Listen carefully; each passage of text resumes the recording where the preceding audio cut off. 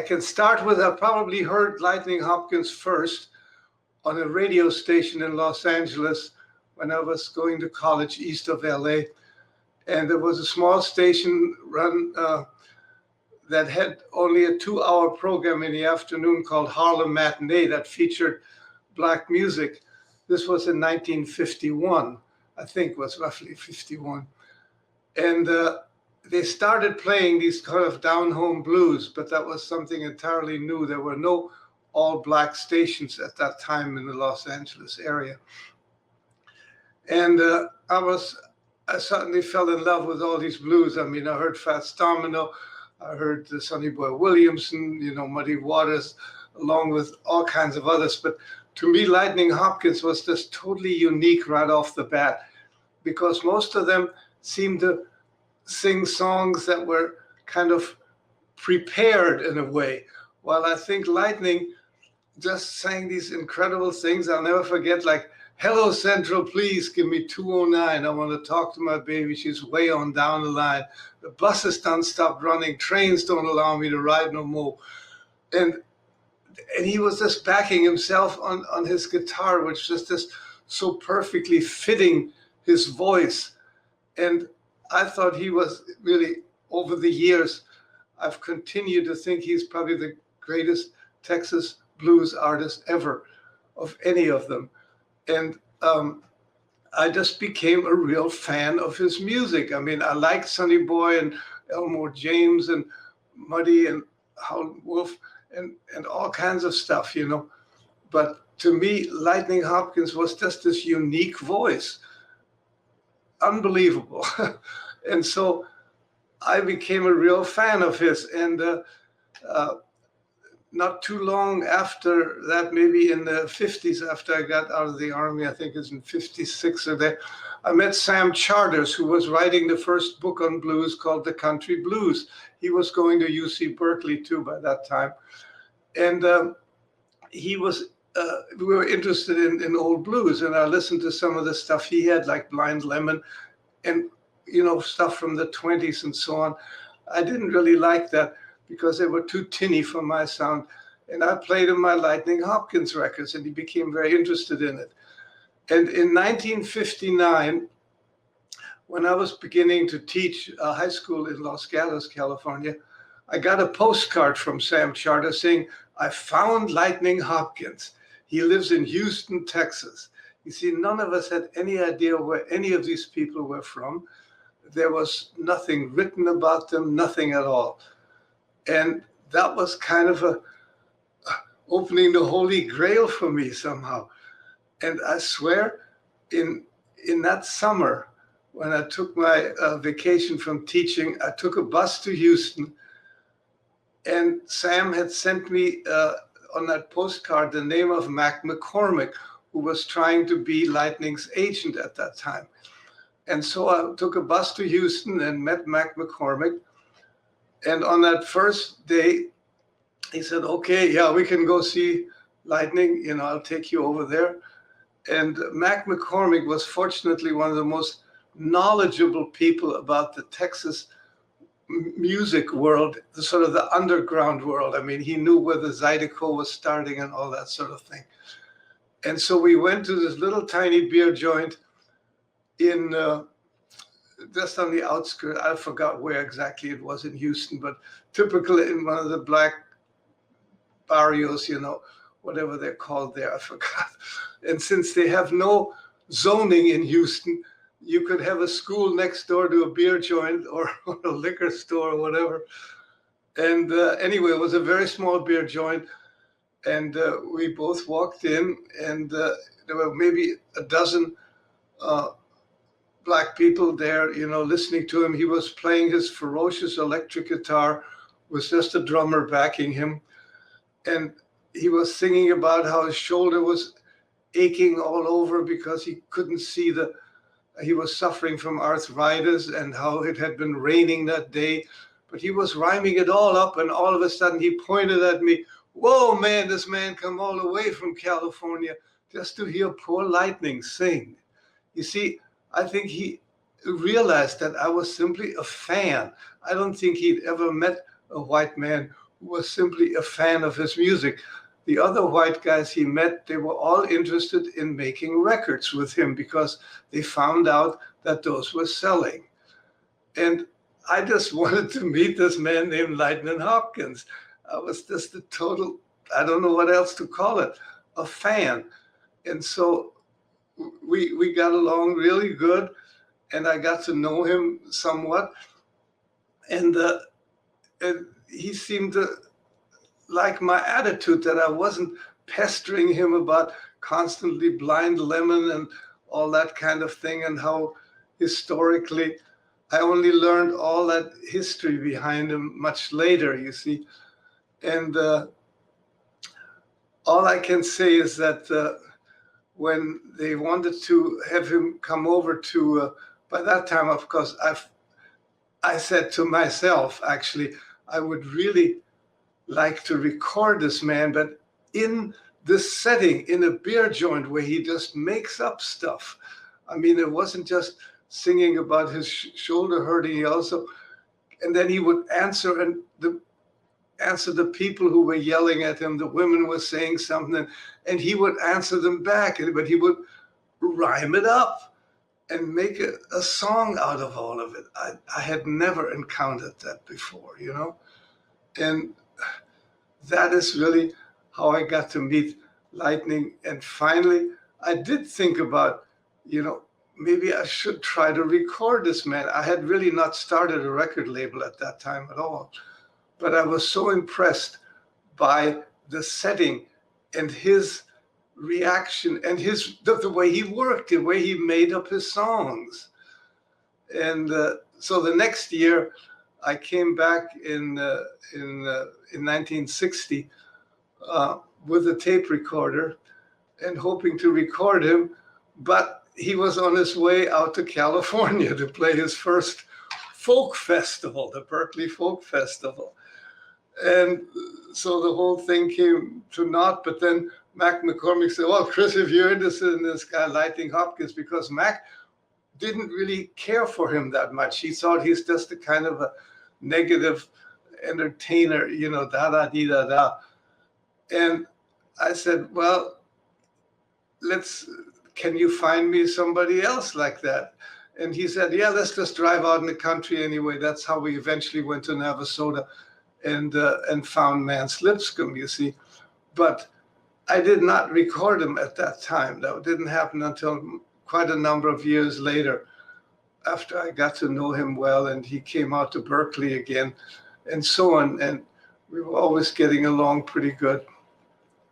And eventually, actually, Horst Lippmann, who was producing the American Folk Blues Festival in Europe by this time, in 1964, he apparently heard from his promoter in France that they will no longer take his package of blues singers who had been doing for a couple of years with Willie Dixon up in Chicago, unless he can get Lightning Hopkins. The French absolutely insisted on that because he was known in France already. And so Horst Lippmann came to Houston, and he was going to meet me and Lightning and see if we can talk Lightning into flying to Europe. Lightning hated to fly. He was just absolutely petrified by flying an airplane. But anyway, so I drove down to Houston again, and one day we were waiting for Horst, I think, to come the next day, and Lightning asked me, do you want to hear my cousin? And I said, who's your cousin? Oh, Cliff. I said, Cliff who? Clifton Chenier. I said, oh, well, to me, I remember him with that hit he had, ATF, you know. I thought it was sort of rock and roll type music. It wasn't down-home blues. But anyway, any place Lightning liked to go, I said, fantastic. So we went to this tiny little beer joint in what they call the French town in Houston. I think it was in the southeastern part, kind of near the ship channels. And the rats crossing the road were just monstrous. I remember getting there. And of course, as soon as we walked in there, you know, Clifton, he was singing fantastic, I would say low-down blues, but in this weird patois. Anyway, he came up to us because he was a cousin with Lightning's wife, so-called. And he figured this white man must be a record man if Lightning comes with somebody, you know. And so he said, you have a record company.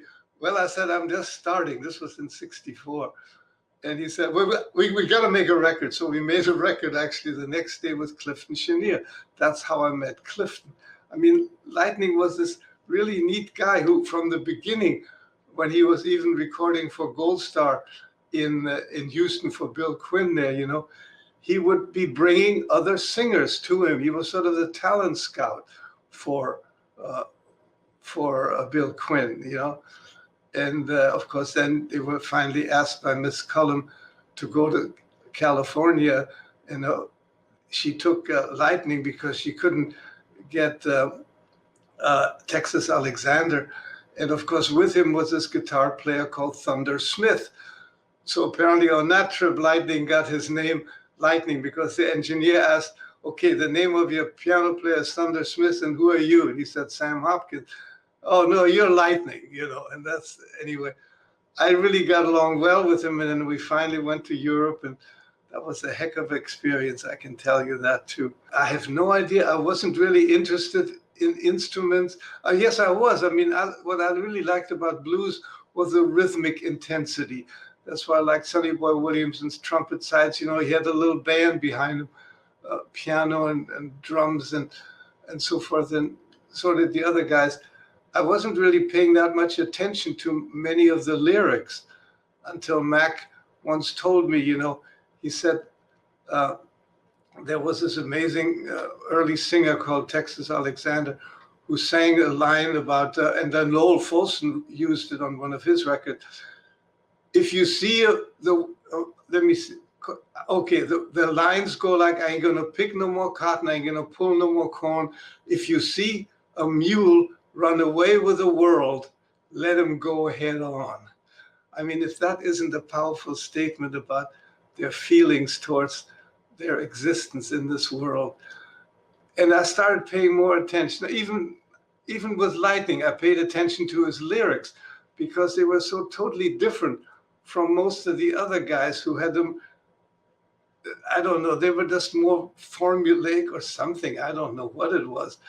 But it was his singing style complemented by his way of playing that guitar. That just, I'm not a musician. I'm just a sound catcher. And I don't know how else to say it. He just had a terribly, unbelievably appealing sound. He was entertaining that way because he knew how to present his stuff, you know. He didn't just stand with his back turned to the audience like Miles Davis did later on. You know, Lightning would point at people and he would answer that woman yelling back, man, you know, blah, blah, you know, whatever they're saying to each other. But it was an amazing gift. And of course, slowly I got to realize that this was really kind of an old Black tradition, this response and call and response thing.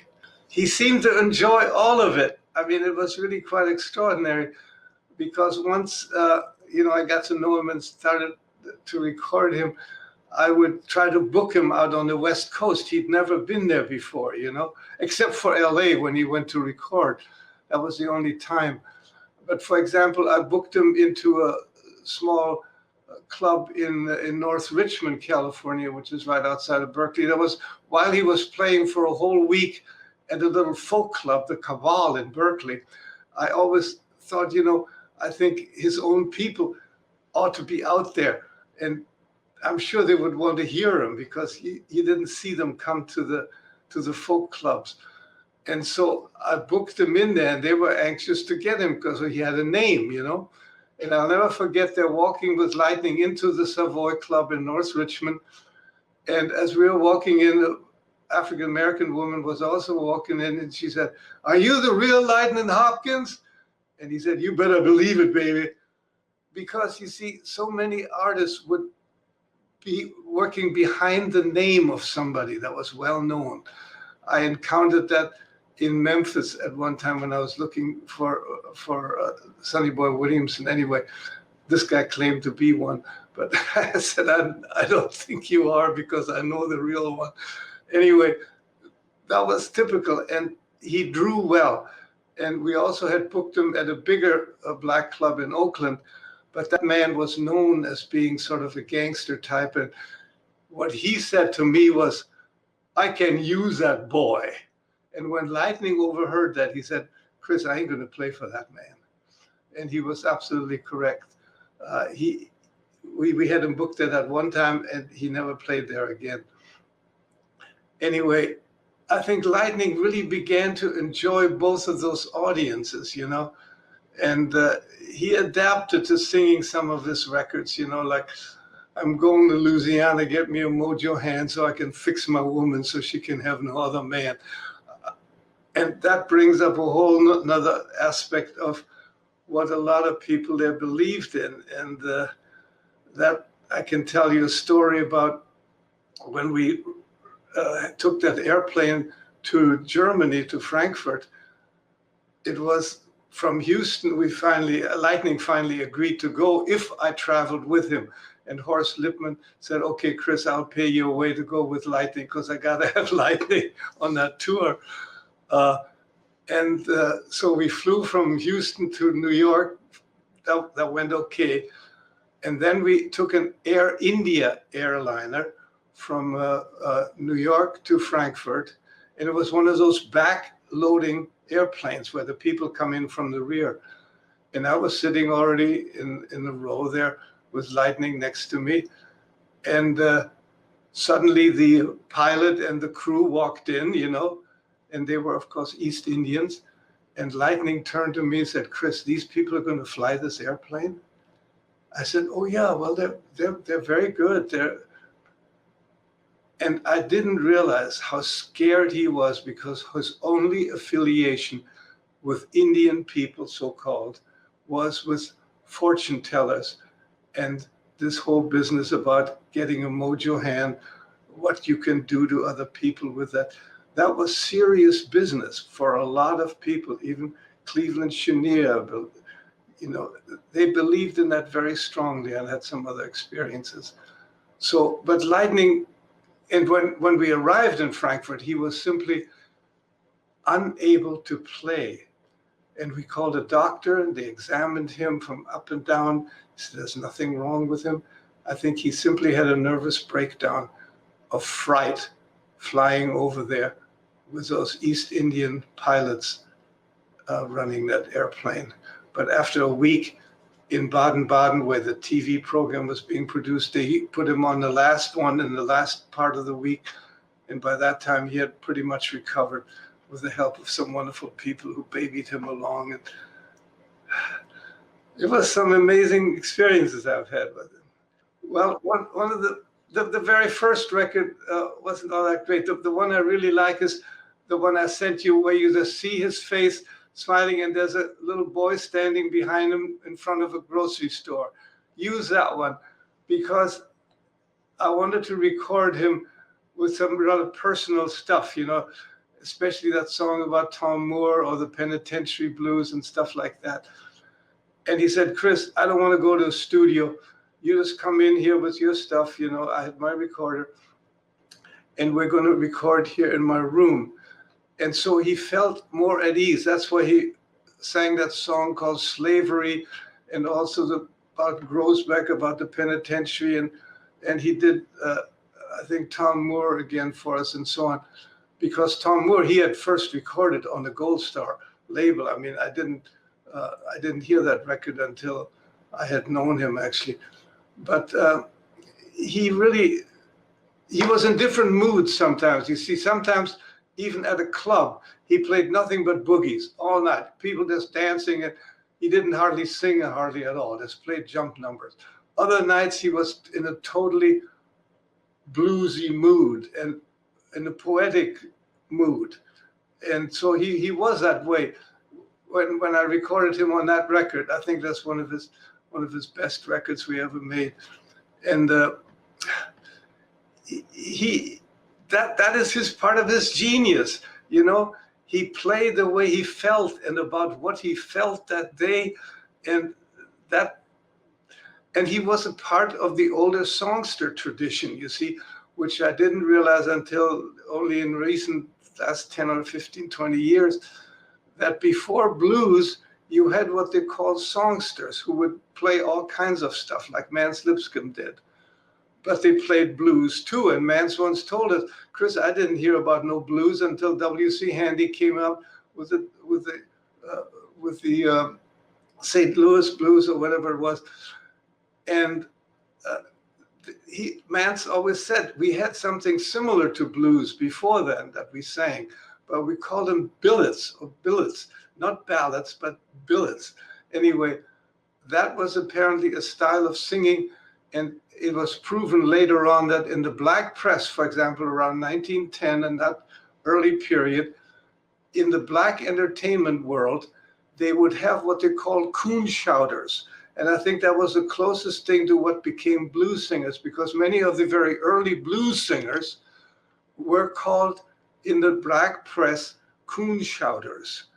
And so there is a strong feeling that blues per se only became popular once that word was attached to W.C. Handy's thing. And of course, when OK made that very first blues record of Mamie Smith, which became a huge hit, you see, then blues became a specialty that was focused on. I'm sorry to diverge and all that, but oh my God, yeah.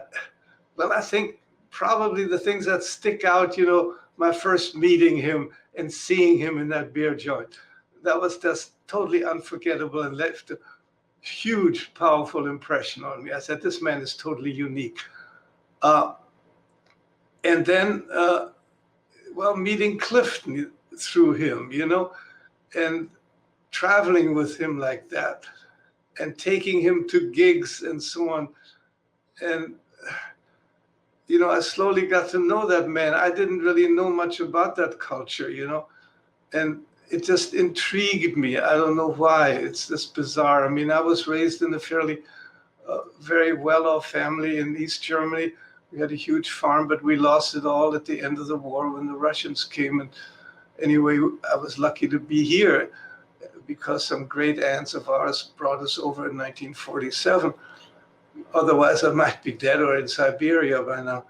But anyway, it's you know, almost every time I spent with him was really interesting. I always learned something.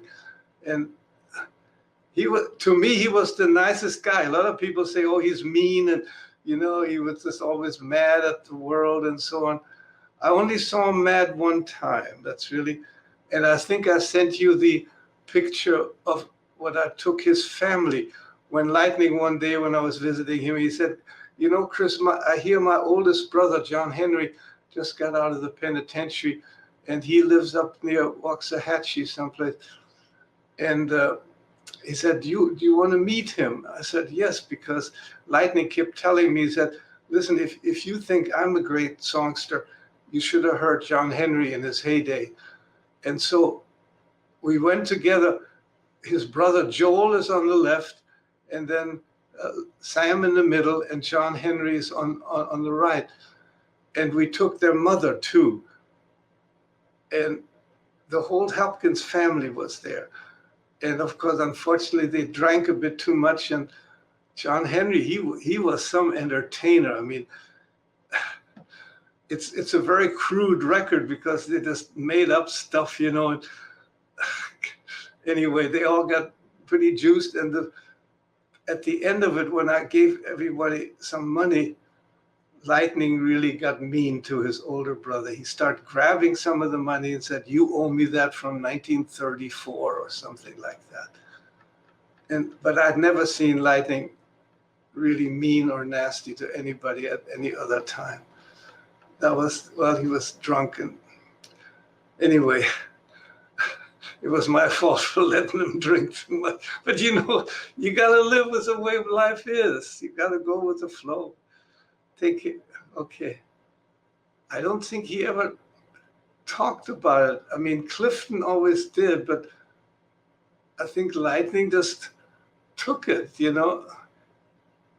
he, at least he never expressed anything to me as to, he was always happy to meet people, especially he had relatives here and there. I remember in Oakland, a cousin always turned up after a while. They found out that he was in town and so on and so forth. And sometimes he stayed there.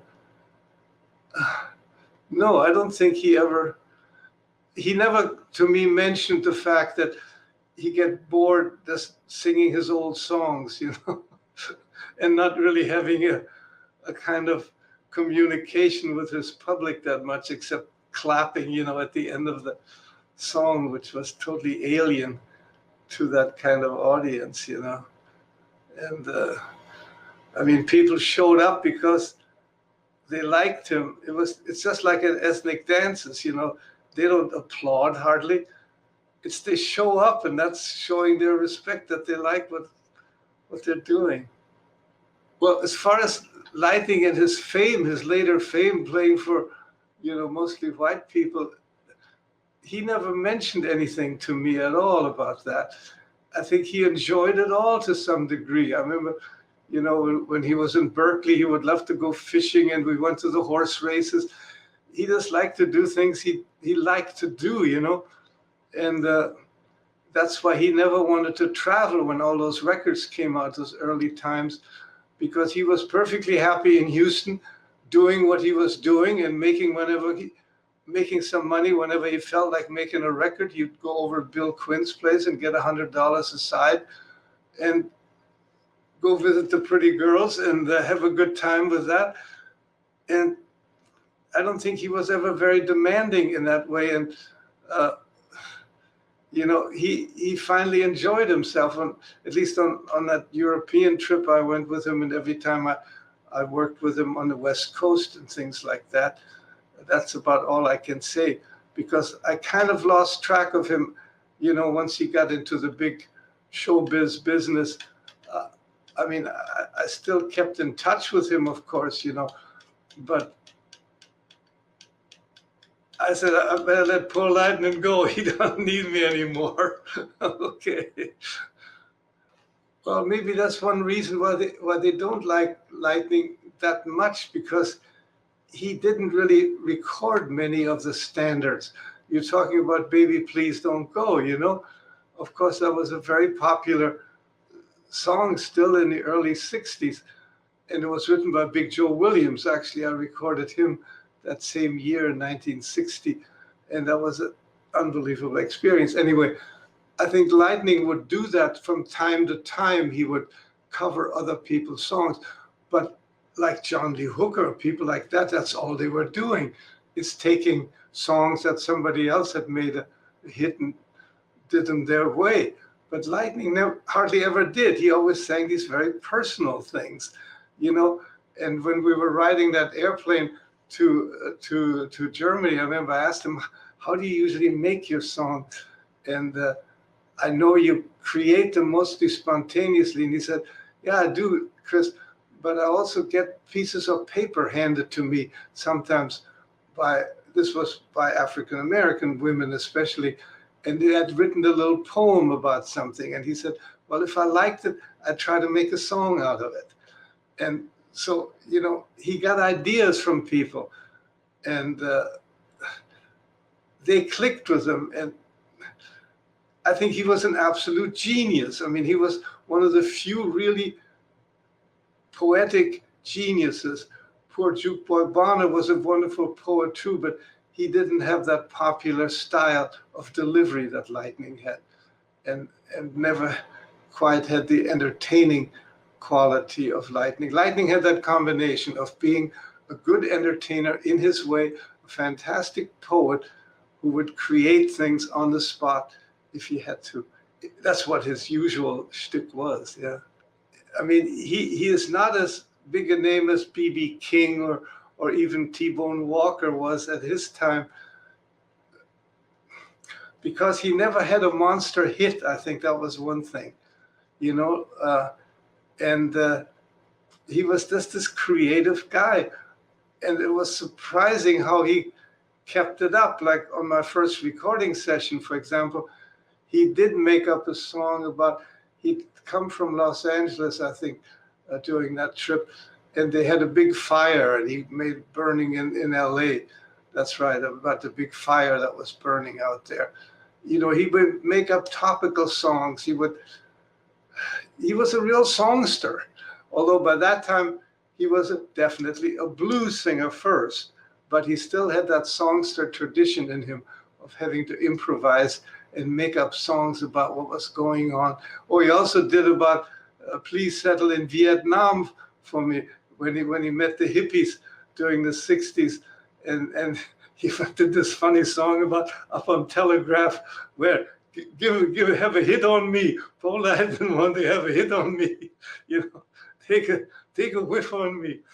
Anyway, he was just incredible. And I think people finally maybe realized that, you know, that he may not always play the same damn songs over and over that he once recorded. Those were just meal tickets for him, you know. They got him $100 from the record man, and he always had that price, and he would record for anybody and everybody who had the money. That's how Bobby Robinson in New York, who got a hold of him when he was actually Lightning was supposed to record exclusively a record for Candid Records, you know, a white firm. And Bobby Robinson heard that he was in town, and he went to see Lightning and said, you know, here, man, I'm going to pay you what you want, but you ought to make a record for me. And that's why he made that song about going to Louisiana, get me a mojo hand, which was really perhaps one of his biggest hits, except one of the early ones called Katie May. Katie May is a good girl. She don't sit around and, well, anyway. I think people finally realized that this one was an incredible song maker, and he wasn't going to be limited by some damn one company that thinks they had an exclusive. As long as he got his money, he's just smart. Oh, he also found out, there was another interesting thing about him. He found out that some of the companies at first tried to get second takes of a so-called recording, you see, which most record companies insisted on. But he found out that they would simply put a different name on it and issue it as two different records, because he never sang one song the same way twice in those days. And he got teed off at that. So first of all, once he made a record for you, that was it. And Clifton learned that from him. but Clifton wasn't quite as good about, you know, anyway, it's a long story too. Oh, he liked it there. You know, he could go fishing when he wanted to. He could gamble when he wanted to. He could visit the women in a fun house. He enjoyed himself. He was secure in his world there. You know, after all, he was a country guy. He was born out in the country, and he didn't want to go out into that world that these guys were in, especially since he heard from other entertainers what that TOBA, tough on black ass scene was like, you know, where they booked these package shows and have to sing his latest hits 1, 2, 3 nights in a row on these package shows of R&B artists. Yeah. I mean, that's how I first heard, you know, Chuck Berry, and I remember a guy named Smiling Smokey Lynn in LA. He was on a package show that Hunter Hancock put on at the Olympic Auditorium with this guy, Smiling Smokey Lynn, who had the longest damn guitar chord. He outperformed Chuck Berry way earlier. That must have been in 52 maybe. And he felt secure there. He knew how to get around Houston. You know, he didn't want to go into that damn world where he was going to get discriminated or pissed on or whatever, you know, or bugged by people, you know. That wasn't what he was looking for. He wanted his nice life that he was used to, and he enjoyed himself in Houston. I can't blame him. Home is where the heart is, you know. I'm not sure how I can summarize what I liked about Lightning and what you should know about him. He was just this incredible genius who was born into a society at a time and a place which will never occur again. Just like the wonderful writer Elijah Wall told me once, he said, Chris, there'll never be another Lightning Hopkins. because there will never be a person from that era growing up in that region, hearing and experiencing the life that he did at that time. That will never happen again. Times change constantly. Unfortunately, I preferred certain sounds that I was catching and thought, oh God, this stuff was so good. I'm glad I caught it, but I thought it would be around a while. But especially with African American music, it changes so quickly. This is vernacular music. That is the nature of it. You can't write it down. Just enjoy it if you can when it's happening and when you hear it. I'm so glad I heard Lightning in his prime and how it evolved and so on. I hope you can find some sounds that you will love that much. Take care. Mojo, she wrote a book about him. She was this Creole woman. Oh my God, I can't. She wrote a book with his experiencing Lightning as a sexual person. It's quite intriguing.